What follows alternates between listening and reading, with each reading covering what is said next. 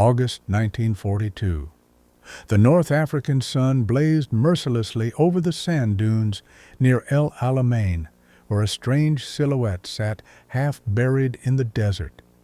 A knocked-out American M4 Sherman tank, its olive-drab hull scorched black by fire, but still recognizable. Around this mechanical corpse stood a cluster of German officers and engineers from the Africa Corps, their tan uniforms coated in fine dust, their faces a mixture of curiosity and contempt. They circled the wreck like archaeologists examining an inferior artifact, measuring the armor thickness with precision calipers, tapping the steel with gloved knuckles, muttering observations to each other in clipped German. One officer, Hauptmann Werner Krauss, sneered as he ran his hand along the Sherman's crude welds. "This is what the Americans send to war? Too tall, too thin, too simple. It's a toy, not a tank." Laughter rippled through the group, the confident laughter of men who had built and commanded machines like the Panzer IV and were now developing the legendary Tiger. To these engineers, raised on a tradition of mechanical excellence that stretched back to the master craftsmen of medieval guilds, this foreign machine looked absurd. An ungainly box perched on tracks, almost civilian in its utilitarian proportions. Where were the complex interleaved road wheels, the sophisticated transmission, the precision-machined components that marked true engineering excellence? The same dismissive laughter would echo through research facilities across the Reich when the first intelligence reports on American tank production arrived. The German press mocked the Sherman as Tommy Cooker, while panzer commanders saw them as easy prey for their superior guns. The idea that this clumsy-looking machine could challenge the Tigers and Panthers seemed not just unlikely, but laughable. But war, like industry itself, hides its deepest truths beneath the surface.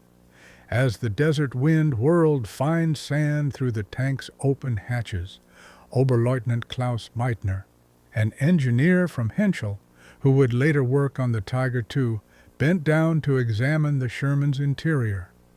What he saw made him frown. The controls were surprisingly simple, almost insultingly so. The transmission levers, the instrument gauges, the radio mounting, everything was clear, standardized, intuitive. No intricate dual-radius steering system, no complex final drive, no custom-fabricated parts requiring specialized tools, just functional design that any mechanic with basic training could understand. He pulled out his leather-bound notebook and scribbled, "Interesting, mass production layout. Resembles civilian automotive principles more than military engineering. Every component appears interchangeable." Meitner didn't realize it yet, but those words contained the seed of Germany's coming defeat. He was looking at a revolution in military thinking disguised as simplicity. In Berlin, the Wehrmacht High Command remained supremely confident.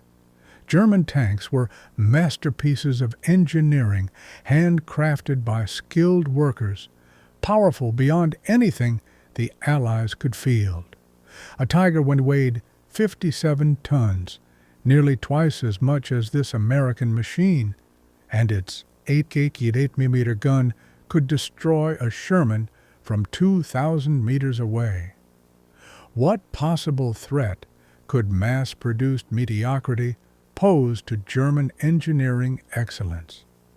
What no one in those conference rooms could see was that the true battlefield of World War II wasn't made of sand or steel.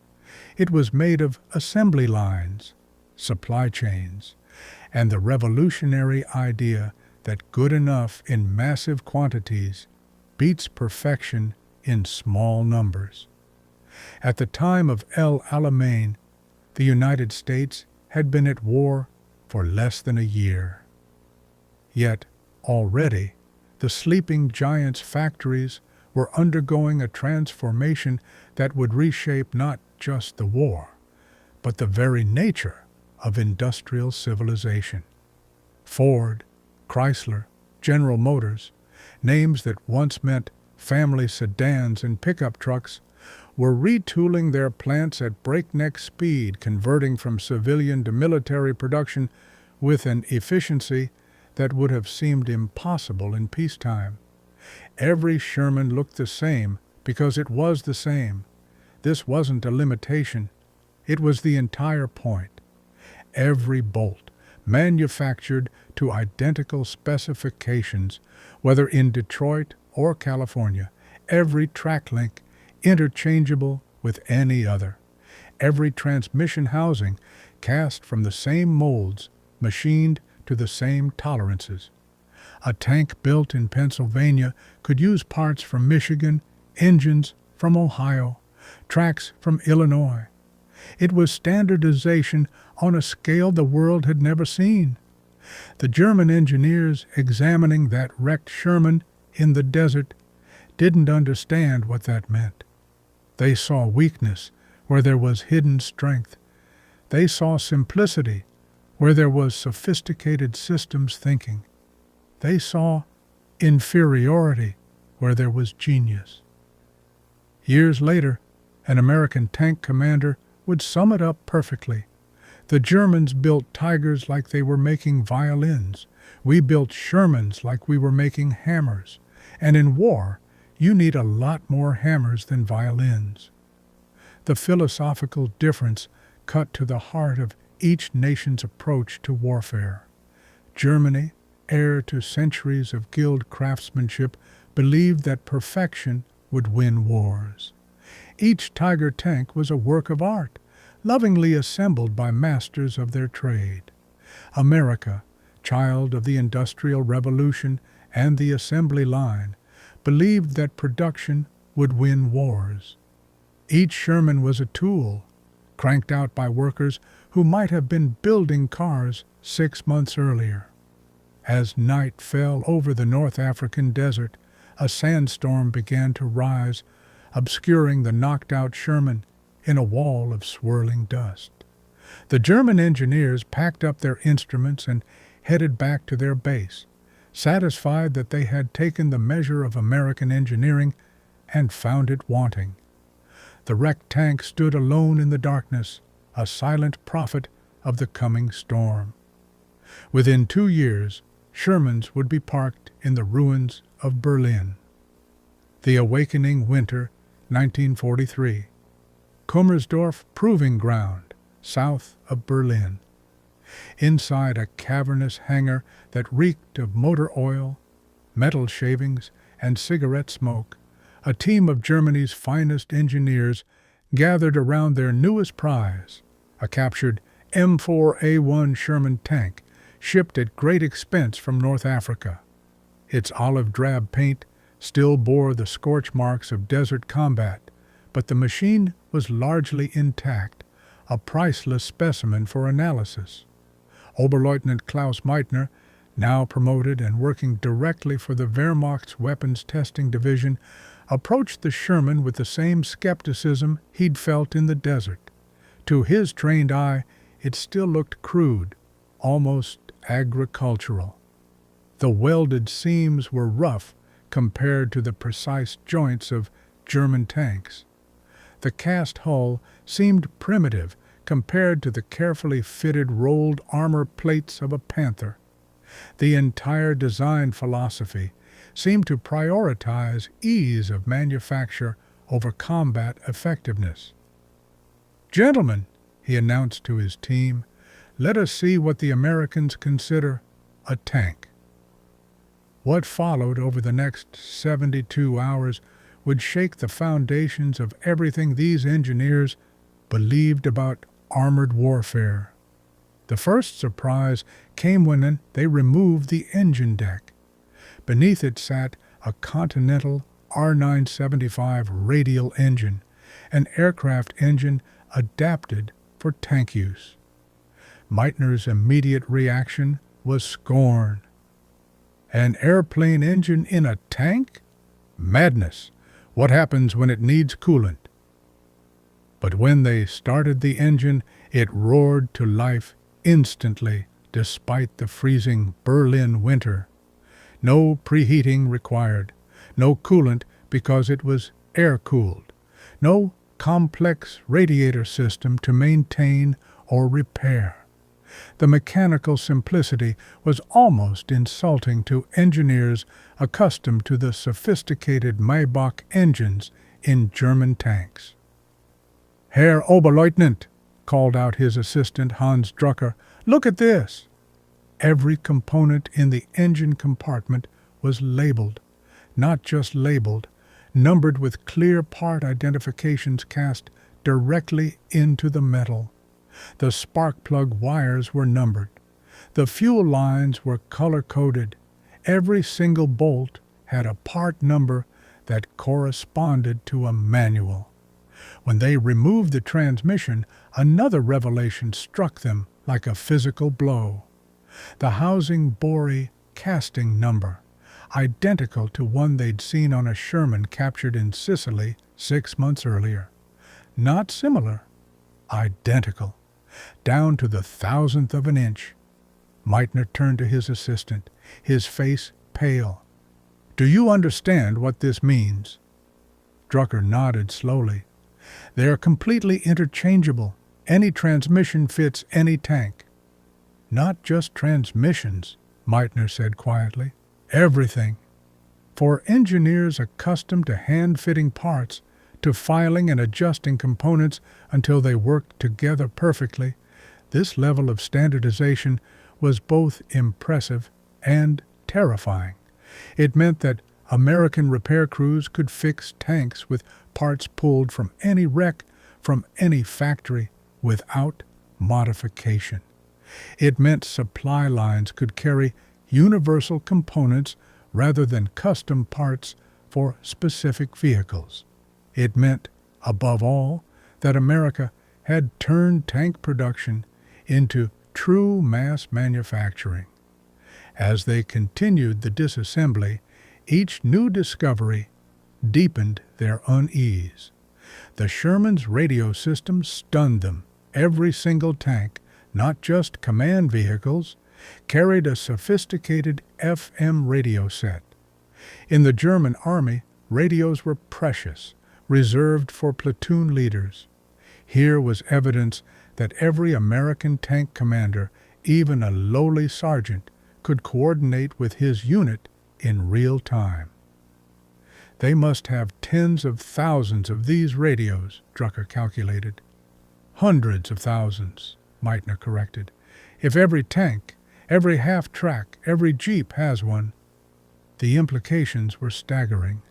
American units could coordinate with a flexibility that German forces, relying on flags and runners for many communications, could never match. But perhaps the most unsettling discovery came when they examined the tank's maintenance equipment.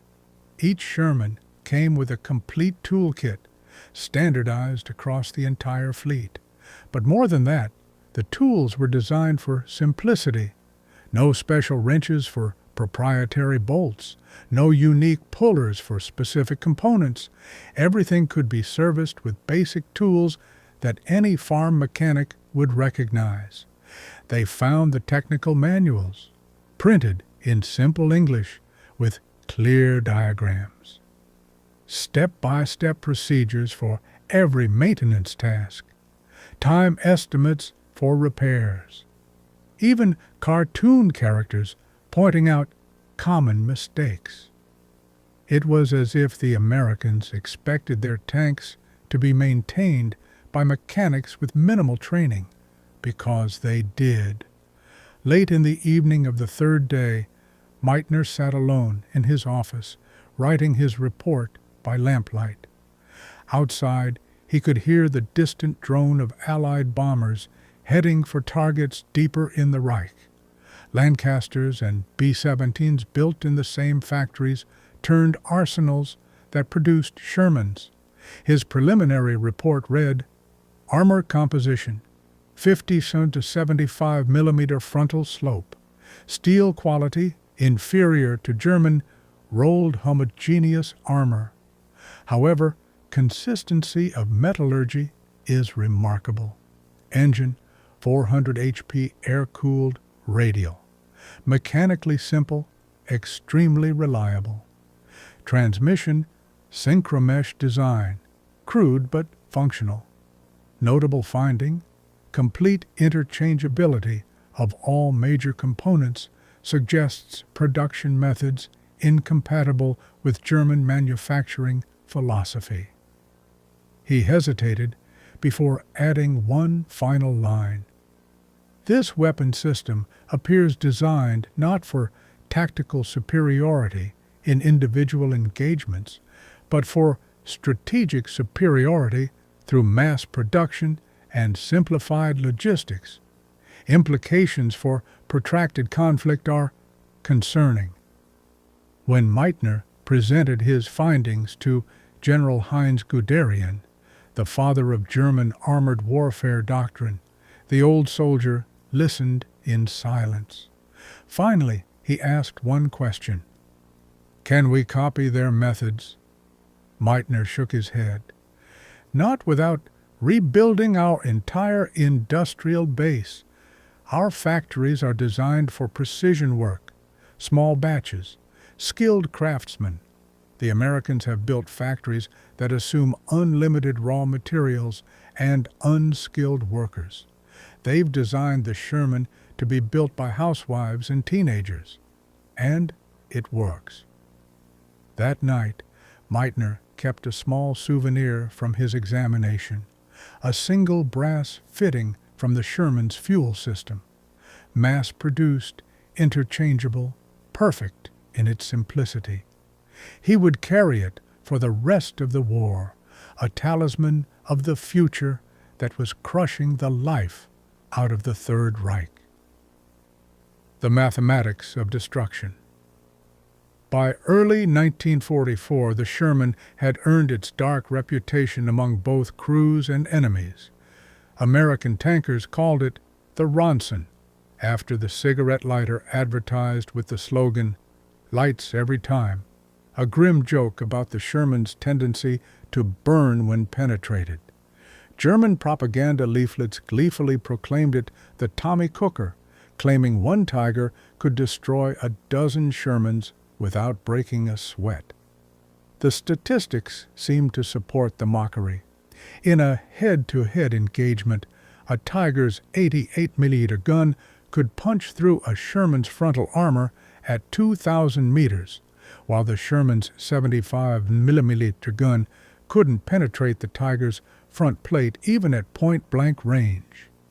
Panthers enjoyed similar advantages. On paper, in any given engagement, German tanks should have swept American armor from the battlefield.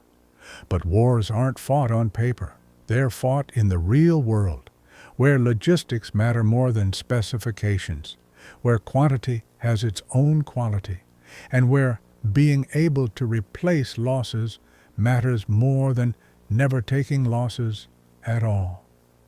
The Sherman's real genius lay not in its armor or firepower, but in a design philosophy that treated tanks as expendable tools rather than irreplaceable assets. It was built to die, and more importantly, built to be replaced faster than it could be destroyed. At the Detroit Tank Arsenal, a massive complex that covered 113 acres, the statistics of mass production reached almost surreal proportions. The main assembly line stretched for half a mile. Overhead conveyors carried turrets and engines. Below, railroad tracks moved chassis through assembly stations. The entire system was choreographed like a vast mechanical ballet, each movement timed to the second. Here's what that meant in practical terms. Every 3.5 hours, the Detroit arsenal alone produced enough spare parts to completely rebuild a destroyed Sherman. Every 56 minutes, a brand new tank rolled off the line. The plant operated in 3 shifts, 24 hours a day, 7 days a week. Even Christmas saw only a skeleton slowdown. The human dimension was equally staggering. Of the 5,000 workers at the Detroit Arsenal, nearly half were women. Willow Run, building B-24 bombers, employed 42,000 workers at its peak, 1/3 of them women. They welded armor plate, installed engines, tested hydraulics, and painted "Hitler, Here We Come" on the tanks they built. "My husband's fighting in Italy," one worker told a reporter. "Every tank I finish might be the one that brings him home." This wasn't just industrial production, it was democracy weaponized. The standardization that German engineers found so puzzling was the key to everything. 11 different plants produced Shermans, but every plant used identical blueprints, identical jigs, identical specifications. The Lima Locomotive Works in Ohio built the same tank as the Fisher Body Division in Michigan. Parts cast in Pennsylvania fit perfectly into hulls welded in California. Consider what this meant for combat operations. In North Africa, a Sherman could throw a track in the morning, have it replaced with one from a destroyed tank by noon, and be back in combat by evening. The same damage to a Tiger might deadlock it for a week, waiting for custom-forged track links to arrive from Germany, if they arrived at all. But the mathematics went deeper than simple production numbers. By June 1944, America was producing 2,000 Sherman tanks per month, 4,000 tank engines per month, 300,000 tons of armor plate per month, enough tracks to replace every tank in the European theater twice over Germany's entire tank production for 1944. Panthers, 3,740, 311 per month. Tigers, 623, 52 per month. Tank destroyers, H-2500, 208 per month. The Americans were building more tanks every 2 weeks than Germany could produce Tigers in an entire year. This avalanche of steel had profound psychological effects. A Tiger ace named Otto Carius wrote in his memoirs, "We could achieve kill ratios of 10-1, even 15-1, but there were always more, always. You knocked out 5 Shermans in the morning, and by afternoon, 10 more had taken their place. It was like fighting the tide." The Sherman's simplified design meant that damaged tanks could be cannibalized for parts with unprecedented efficiency. American maintenance battalions developed tank rebuild centers just behind the front lines. 3 damaged Shermans could be combined into 2 functional ones in less than a day. Engines from destroyed tanks went into working ones. Transmissions, bogie wheels, even entire turrets were swapped like Lego blocks. German mechanics, trained to service the complex Tiger and Panther, watched in disbelief. Their tanks required specialized tools, factory-trained technicians, and custom parts. A damaged transmission in a Tiger meant either a long tow back to a rear depot or abandonment. A damaged transmission in a Sherman meant an afternoon's work with basic tools. Even more telling was the supply chain. American logistics assumed massive wastage and planned accordingly. For every Sherman in combat, there were 2 complete engines in the supply system. For every tank company, There were enough spare parts to rebuild the entire unit. The system was designed for attrition warfare on an industrial scale. German logistics, by contrast, operated on a knife's edge. Every Tiger lost was a minor catastrophe. Spare parts were manufactured in small batches, often by the same factories building the tanks themselves. As Allied bombing intensified, these specialized facilities became prime targets. A single raid could eliminate months of spare parts production. The factories that never slept. The transformation of American industry from civilian to military production was perhaps the most remarkable aspect of the entire war effort. It represented not just a change in what was being built, but a fundamental reimagining of how things could be built. The Chrysler Tank Arsenal in Warren, Michigan, became the template for this new kind of warfare. Built from scratch in 1941 on a 113 acres of farmland, it was designed specifically for tank production using automotive mass production principles. The Reckoning. By autumn 1944, reality had finally penetrated the deepest bunkers of the Reich. In a conference room beneath the Armaments Ministry in Berlin, Oberleutnant Klaus Meitner presented his final report on Allied production to a gathering of increasingly desperate officials. The numbers he displayed on crude charts might as well have been a death certificate for German ambitions. "Gentlemen," he began, his voice hollow with exhaustion, "the Americans are currently producing more tanks in a month than we have built in the entire year. Their factories operate in 3 shifts. Ours struggle to maintain one. They build with steel from furnaces that never cool. We build with whatever metal we can salvage between bombing raids." Albert Speer, Hitler's architect turned armaments minister, sat at the head of the table, his usually composed face drawn with fatigue. "What of quality?" he asked, though his tone suggested he already knew the answer. "Quality is irrelevant when you're outnumbered 50-1, Meitner replied. "A Tiger can destroy 10 Shermans, yes, but the Americans will send 20, and have 20 more in reserve, and 20 more sailing across the Atlantic." The room fell silent. Outside, they could hear the distant rumble of Allied bombers, B-17s and Lancasters that came like clockwork, built in the same unstoppable factories that produced the tanks now crushing Germany from 2 directions.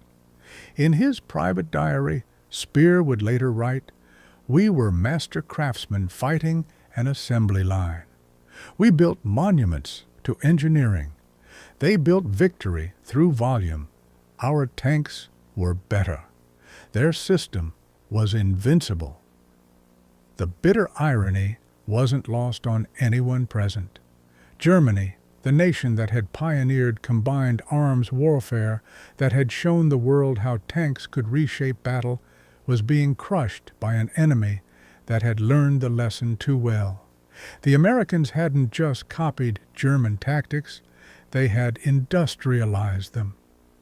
As winter deepened, German tank crews on both fronts began to experience a new kind of despair. It wasn't the fear of death. They had long since made peace with that. It was the futility of fighting an enemy that seemed to have unlimited resources. Tank Commander Wilhelm Bauer wrote to his wife, "We fight phantoms. Destroy one and 2 appear. Destroy those and 4 take their place.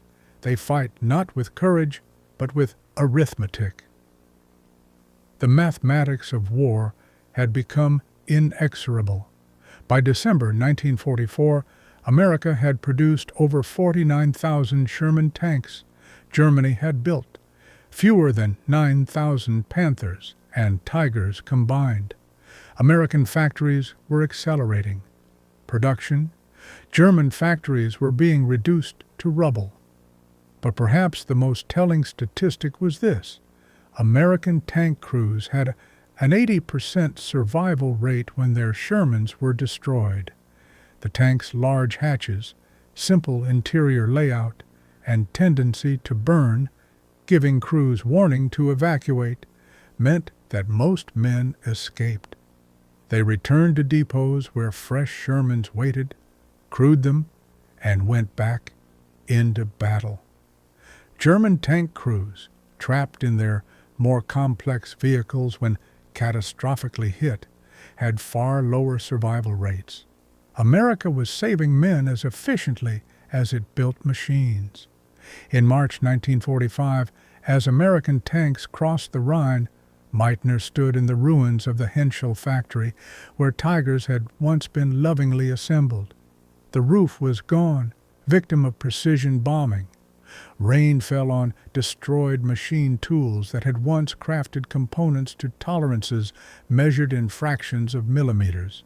He still carried that brass fitting from the Sherman he'd examined 2 years earlier. Pulling it from his pocket, he turned it over in his hands. Such a simple thing.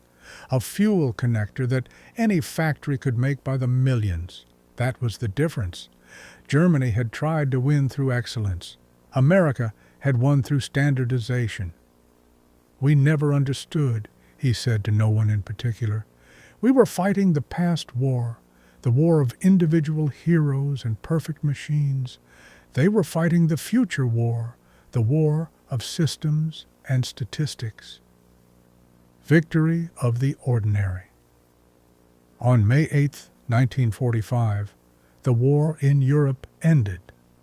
Across the shattered continent, Sherman tanks sat cooling in town squares from France to Czechoslovakia. Their crews, exhausted but alive, climbed out for the last time. Many would never forget the smell of oil and cordite, the vibration of the Continental engine, the cramped interior that had been their entire world through hedgerows and forests and rubbled cities. The Sherman had won not because it was the best tank, but because it embodied a philosophy that would define the American century. That genius lay not in creating the perfect, but in perfecting the process of creation itself. It was the triumph of the assembly line over the artisan, of the many over the few, of democratic industry over authoritarian craftsmanship. In museums today, restored Tigers and Panthers draw crowds who marvel at their engineering sophistication. But in the arithmetic of war, the only mathematics that ultimately matters, the humble Sherman had emerged victorious. It won through being ordinary, reproducible, fixable. It won by being exactly what modern war required. Not a masterpiece, but a tool that could be endlessly replaced. The German officers who had laughed at that first captured Sherman in North Africa had seen only its weaknesses. They missed its greatest strength. It was a tank built by a democracy, for a democracy, with all the messy, practical, compromised brilliance that democracy implies. It wasn't perfect. It was good enough, multiplied by thousands. And in the end, that made all the difference. As one American tank sergeant put it, "The Tiger was a better tank, but we had a better idea about tanks." The Sherman's legacy wasn't in its armor thickness or gun caliber, but in proving that in modern industrial war, the side that can replace its losses fastest wins. It was a lesson written in steel and paid for in blood, one that would echo through every conflict that followed. Victory belongs not to the perfect, but to the persistent. The humble M4 Sherman, mocked and maligned, had changed warfare forever by being exactly what it appeared to be: simple, reliable, and infinite. It was the mechanical embodiment of American industrial democracy, and it had buried the Third Reich under an avalanche of good enough.